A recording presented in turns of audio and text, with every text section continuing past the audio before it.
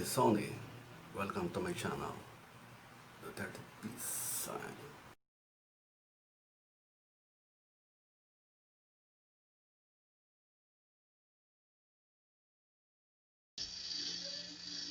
Hello mga friends ko sa YouTube. Kung kayo po yung magpapagawa ng inyong bahay o may nakuha po kayong housing through Pag-ibig at kayo nagpapagawa po ng septic tank, mayroon po tayong apat na klase po ng septic tank.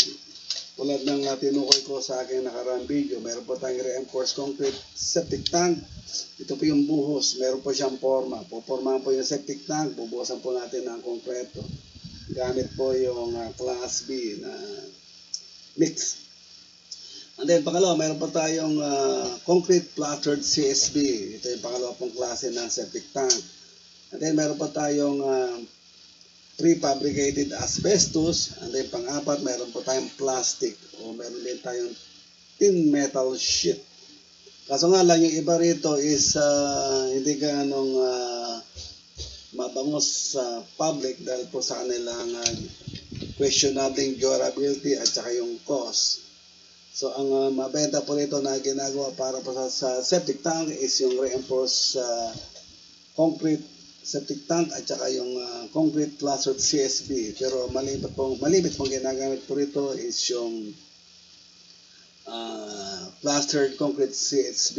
Ngayon, kaya po natin magkano ba ang magpapagawa ka ng septic tank, at ang volume po ng septic tank is yung minimum recommended po ng sanitary authorities at 1.62 cubic meter. Ang dimension po niya is 1.5 po ang haba, ang lapad is 90 cm, at ang lalim po ng water is 1.2. Kapag po tayo magpapagawa ng septic tank, huwag lang po tayong lalalim at huwag po natin aabutin po ang water level. Dapat po is mas mataas tayo sa water level. At saka yung manual po niya is dapat po nakaangat sa natural grade level para po yung surface water, lalong-lalo po sa tagulan, ay hindi po papasok sa ating septic tank para hindi po ma-retard po yung decomposition ng ating organic material sa loob po ng septic tank. So, kailangan po mayroon po siyang manual para po silyado, wala pong surface water na papasak po rito. So, tungayan po natin, magkano ba talaga ang septic tank gamit po ang concrete plastered CSB? Base po sa akin, nakuha ko po is 10,075. Tungayan po natin yung aking computation, paano po tayo nag-arrive sa 10,075 cost po ng septic tank. Panoorin po natin ang aking video. Hello friends, meron ako hinanda po rito, ito yung septic tank. Magkano po ang cost ng septic tank? Ang ating bibigyan po ng pansin ay yung septic tank na gawa po sa plastered CSB na ang kapal po ng kanyang hollow blocks is 10 cm. Ngayon ito ang kanyang magiging dimension, yung bibigyan natin ng costing. Ito po yung ang haba po ng septic tank is 150 cm, ang lapad po niya is 90 cm. And then, ang kanyang lalim is 1.20 meter. So, ang final dimension natin is 150 by 90 at saka by 120. Ang estimated volume po ng ating septic tank na bibigyan po natin ng pansin sa costing ay meron po siyang 1.62 cubic meter. So, i-complete po natin kung ilan po ang magagastos natin kapag tayo ay magpapagawa po ng septic tank na ang estimated volume po niya is 1.62 at ang kanyang dimension is 150 by 90 at ang lalim po is 120. Total estimated volume po ng septic tank na ating bibigyan ng costing is 1.62. So, ito po yung kanyang magiging parts. Meron po tayong manhole cover. Meron po siyang TP tanks, yung inlet. And then, meron po siyang TP tanks na detress. Both are 3 inches TP tanks sa in and out. And then, meron po siyang access outlet para po sa cleaning. Ito po yung access port for malabanan o kung sino pa man po ang gagawa o paglilinis o empty ng septic tank. And then, meron din siyang provision for venting. So, yan po ang bibigyan natin ng costing dito sa ating video. So sa ating mga kaibigan, so malaman natin kung magkano po ang septic tank na gawa po sa concrete plastered CHB. Ito po ay malimit pong gamitin ng ating kababayan dahil ito po is pangmatagalan na hindi po katulad ng plastic na questionable po yung kanyang cost at saka yung kanyang durability. So itong plastered CSB septic tank is talaga pong ito is tunay na matibay. Okay, doon tayo sa next step. Okay po, patuloy po tayo para malaman po natin ang cost ng septic tank kaya po sa plastered concrete. Alamin po natin yung dami po ng hollow blocks. So meron pa tayo nitong ginawang section A, meron pa tayo nitong parts, no? A, B, C, and D. So sa side A ng septic tank, A and B is magkatulad po yan. So ang A and B, sa A is meron po siyang 16 pieces po na hollow blocks, katulad din po yan sa letter B. While sa letter C and D, meron po siyang 9 pieces po na hollow blocks, katulad din po ng sa D. So ang total po hollow blocks na magagamit po natin dito sa 1.62 cubic meter po na septic tank is 50 pieces po yan. At ang total cost po ng hollow blocks is 765. Ang presyo po ngayon ng hollow blocks, yung magandang klase is 15 pesos po per peraso. And then, ang magagamit po nating reinforcing steel bar is 12 mili, is 4 po na peraso. Ang cost po niyan is 185. So, mayroon pa tayong steel bar na nagkakahalaga po ng 740. Yan po yung magagamit po natin. 4 na haba po ng 12 mili steel bar. And then, sa GI wire o yung ating panglock po ng dugtungan o yung cross o yung pagdudugtong po ng ating steel bars is gagamit po tayo ng GI wire, 1 kilogram po. Ang cost po niyan is 120. So, ito po yung mangyayari niyan. Meron tayong part A, B, C, and D. So, meron pong hollow blocks yan. So, ang total na hollow blocks po magagamit po natin dito sa septic tank is 50 pieces. So, nagkakalaga po yan ng 765. So,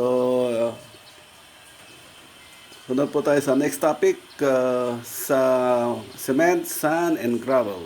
Kanina is naalaman natin kung magkano ang presyo ng CHB. So, meron po tayo nakakuha is 765 para sa CHB, 740 po sa steel bar. And then, meron po tayong 120 po sa GI wire, yung pagtatali po ng reinforcing steel bar. So, punta tayo po sa pag-solve. O, alamin natin yung dami ng semento, buhangin, at ang graba. So, unahin po natin yung ating top slab. Ito po. Ito yung cover. Ang magiging haba po ng ating slab is 150 by 90. So, ang ginawa po natin dito sa top slab is ginawa po nating 3 pieces po na slab. Ang haba po niyan is 50 cm. So magiging 3 po ito para madali po nating ipatong po doon sa septic tank. Hindi natin kailangan po magporma doon para wala po tayong bubulukin doon na plywood, mga kahoy. So ang ating gagawing slab is prefabricated na 3 piraso. Ipapatong na lang po natin sa septic tank. Mas madali po yan. Dahil po pag tayo nagporma doon sa top slab, hindi na po natin makukuha, wala na pong mangangahas na kunin po yung forma sa ilalim po ng asalo po ng septic tank. Hayaan na po nila yan na mabulok yan. Unless lang kung ang client is i-order mo tanggalin yan. Pero mas maigi, gagawa na lang po tayo ng prefabricated slab, 3 piraso. Ang haba po yan is ang haba po niyan is 150. Okay, correction po. Yung haba po ng top slab, 3 peraso po yan is ang kapal po niya is 10 cm. Ang haba po niya is 90. And then, ang kanyang lapad is 50 cm. So, 3 piraso po dito. Itong gagawin nating fabricated slab. Kapag nag-mature na po, is ipapatong na lang po natin sa septic tank. So, bago tayo gumawa po ng septic tank, kailangan po natin gumawa po ng prefabricated slab. So, habang gumagawa po tayo habang nag-excavate po ng septic tank, gumagawa po sa hollow blocks, plastering, itong top slab, tatlong plate o tatlong slab, pantay po sa septic tank is nagmamature na po. Once na natapos na po yung kanyang hollow blocks work, ipapatong na lang po natin itong cover po ng septic tank. Mas madali po yan. Hindi na tayo bibili po ng formworks o yung coco lumber, plywood. O dili kayo, kasama po dyan yung pako. So makakatipid po tayo. So it's better kung gagawa kayo ng septic tank, kailangan po prefabricated na po itong top slab.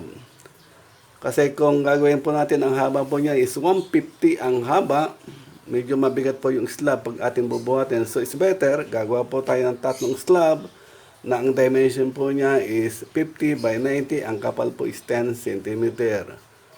Once na ready na po yan, tapos na yung ating septic tank, ipapatong na lang po natin. So recommended natin, kailangan bago tayo mag-ukay, kailangan po tayo mag-fabricate na po ng 3 pirasong slab at ipapatong na lang po yan once na matapos po yung septic tank. So gaya lang po kasimple yung top slab. Ngayon, yung volume po ng concrete slab, ang thickness times width, okay, times the length. Okay. Ito po yung kapal ng slab, ang lapad at saka yung haba. So meron pa tayong 0.055 cubic meter. Ngayon, kinuha po natin yung formula sa design books. Okay. So ang total volume po ng top slab is 0.055 times 3. So meron po tayong 0.165 cubic meter. Ngayon, sa design book na aking reference, okay, nakuha po natin yung total volume po ng concrete. So, sa cement po, i-multiply lang po natin yung total volume 0.165 by times 6. So, meron pa tayong 0.99 na cement. Pwede na pong i-round up yan, naging 1 bag of cement. Ngayon, sa sand naman, base rin to sa design book, 0.165, ito yung volume, ito po yan, multiply po natin ng 0.5. So meron po tayong 0.083 cubic meter na buhangin. At ang graba po natin is, ang multiplying factor po niya is 1, so meron po tayong 0.165. Sa bottom slab is parehas lang po ang dimension. So parehas po ang quantity ng materials dyan sa bottom slab. So, i-multiply na lang po natin ng times 2 itong sa semento, sa buhangin, at saka sa graba. Sa graba po yan. So, punta po tayo sa next topic. Patuloy po tayo dito po sa top at saka bottom slab. Kunin po natin yung dami po ng semento, sand, at saka gravel. So, nakuha po natin yung volume po ng sand, cement at saka yung gravel. Ang top at saka bottom slab is pares lang po yan. So ginawa po natin is times 2. So meron po tayong 1.98 na semento. Rounded off, meron po tayong 2 bags po na cement for the top at saka bottom slab ng septic tank. And then ang buhangin is meron po tayong 0.166 cubic meter po na sand ang kailangan po natin sa top at saka bottom slab. Whereas yung gravel is 0.165 times 2, meron po tayong 0.33 na cubic meter for the gravel. So, yeah, ito po yung magagamit po natin, 2 semento para sa top at saka sa bottom slab. Punta po tayo sa CHB mortar. Ngayon, ang unahin natin i-compute is yung mortar sa pagitan po ng hollow blocks. Ngayon, ang volume po niyan is makuha po natin. Meron po tayo ditong, ang thickness po niya is 0.0127, okay, meter. Yung kapal po ng mortar sa pagitan po ng hollow blocks, and then yung kanyang lapad is 0.10 o 10 cm, at saka yung haba po ng perimeter po ng septic tank is 4.8 meter. So, ang total volume po ng mortar sa pagitan po ng hollow blocks is 0.00576 cubic meter. And then, mayroon po tayong 5 layers nito in between the hollow blocks. So, i-multiply po natin ito ng 5. So, mayroon po tayong 0.00576 times 5. Ang total volume po ng mortar in between the hollow blocks is 0.0288. Ngayon, meron po tayong butas dito sa CHB. Meron po tayong 4. Okay, 1, 2, 3. And then, pagsamahin po natin yung magkabilang dulo. So, magiging 4 po ang butas niyan. So, i-complete po natin yung kanyang volume, yung mortar na kakarga dito sa butas is meron po tayong 0.05 times po ng 0.075. Ito po yung area po ng butas. And then, yung kanyang height, 20.2 o kaya 20 cm. Ito yung height po ng hollow blocks. And then, yung kanyang length. O kaya yung 4 is yung number po ng butas. Okay? So, ang total volume po ng mortar sa isang hollow blocks is 0.003 cubic meter. And then, meron po tayong 50 hollow blocks na magagamit sa septic tank. So, i-multiply po natin yan 0.003 times 50. So, meron po tayong total na 0.15 cubic meter na mortar na magagamit pag nilagyan po natin ng mortar ang hollow block sa loob. Ito po yung kanyang total mortar volume, 0.15 cubic meter. Tuloy tayo mga kaibigan, kunin po natin yung summary po ng mortar mix para sa CHB. Gamit po ang Class B mixture. Yan po yung recommended po ng ating reference o yung design books. Dahil kailangan po natin ng strength in between the hollow blocks. So, ang total volume po ng mortar sa loob po ng hollow blocks is 0.15. Plus po sa layer is 0.0288. So, ang total po nating total mortar po sa CHB is 0.1788 cubic meter. Ngayon, sa design book, mayroon pa silang binigay ng multiplying factor para sa cement at saka 1 sa sand. So, meron pa tayong sa cement 0.1788 times po ng 12. Meron pa tayong cement bag equivalent to 2.1456. I-round up po natin yan. Gamit lang po natin ang 2 bag of cement plus bumili lang po tayong tingi to be exact sa ating paboritong construction material store. While ang sand, meron po tayong pangangailangan na 0.1788 cubic meter po. So, i-round up na lang natin yan sa kabuuan. So, magpatuloy po tayo sa cement plaster. Dito po sa cement plaster, dito po sa ating cement plaster, yung face area po ng loob po ng septic tank is 4.8 yung kanyang perimeter, and then yung kanyang height is 1.5. Meron po tayo ritong area ng to be plastered is 7.2 sa loob po ito ng septic tank. While sa top po ng septic tank, kung saan ipapatok po natin yung top slab o yung fabricated slab para sa cover ang septic tank is mayroon pa tayong area na 0.576. So, ang total po ng area sa cement plaster is 7.776. Meron lang po tayong kinorek. 7.776 square. Area po yan. Correct po natin. Hindi po dapat yan cubic meter. So, ang total po is 7.776 square meter. Ngayon, sa design book sa ating reference, plastered, sa plastering po ng hollow block sa loob po ng septic tank, gagamitin po natin is Class C mix instead of Class B. Kasi ito is plaster lang po. So, kunin natin ang dami po ng cement at saka sand. Meron po tayo dito nakuha ang multiplying factor. Gamit po ang ating design box, meron po tayong 0.18 sa cement, and then meron po tayong multiplying factor para sa sand, 0.02. So, ang total cement po is 1.4 bags. Okay, gamit po ang volume, yung Yung area po natin nakuha, 7.776 times 0.18, 1.4 bags po yan. Saka mamaya lang po tayo mag-round off. Okay, sa buhangin po, mayroon po tayo nakuha 0.16. Kinore ko lang yan, 0.16 po yan. Cubic meter. So, punta po tayo sa next topic. So, mga kaibigan, summarize po natin yung mga nakuha nating mga cement, sand at gravel base po sa ating computation. Ayon po ito sa ating reference o design books.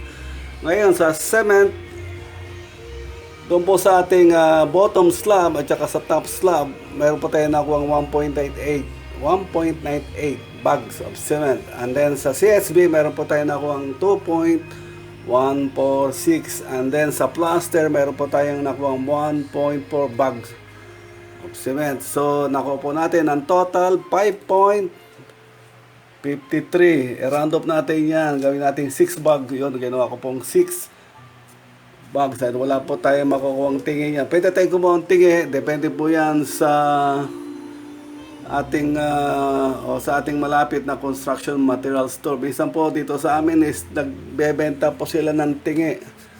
Pero para sa akin, i-round up na lang natin yan. 6 bags. And then sa buhangin po is mayroon po tayo nakuha 0.51. Ito po sa ating top slab tsaka sa bottom slab. Ito po sa CSB at saka yung 0.16 para po sa plaster. So meron po tayo nakuha 0.51 cubic meter rounded off natin. So ginawa na lang natin pong 1 cubic meter. Whereas sa gravel, nangailangan po tayo ng 0.33 cubic meter. So rounded off natin, ginawa po natin 0.5. Dahil dito sa amin, meron kami nakuha tingi at 0.5 cubic meter. Meron pa nga 1/4 cubic meter po na gravel. Depende po yan sa material o construction material store kung nagpapatingin po sila. Hanggang pinakamababa is 1/4 cubic meter. Ngayon, nakuha po natin ang total ng ating gagamitin sa septic tank. Ngayon, punta po tayo sa labor, yung gagawa po ng septic tank. 3 araw po to, 3,300. Yung sa skill po, ang rate po niya base po sa aking cost is 700. Whereas yung sa labor is 400 lang po. 3 araw din ang gagawin yan, 3,300 po yan. And then sa cement, meron po tayong 6 bag of cement times 250. Yan po yung current price ng semento dito sa amin, sa Calamba. So, meron tayong 1,500.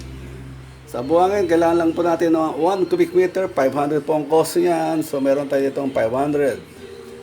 Sa graba, 1,000 po per cubic meter. So, 500 lang po rito. Kalahati pong cubic meter lang po kailangan natin. While CSB, ang total po natin kailangan sa septic tank, sa volume po na 1.62 is 50 po na peraso. Ang current price po ng CSB dito sa amin, 15. Yung 15 po ito, magandang klase na po ito. Huwag kayong pipili po ng hollow blocks na gawa po na may hollow pong lupa. Kailangan po buhangin.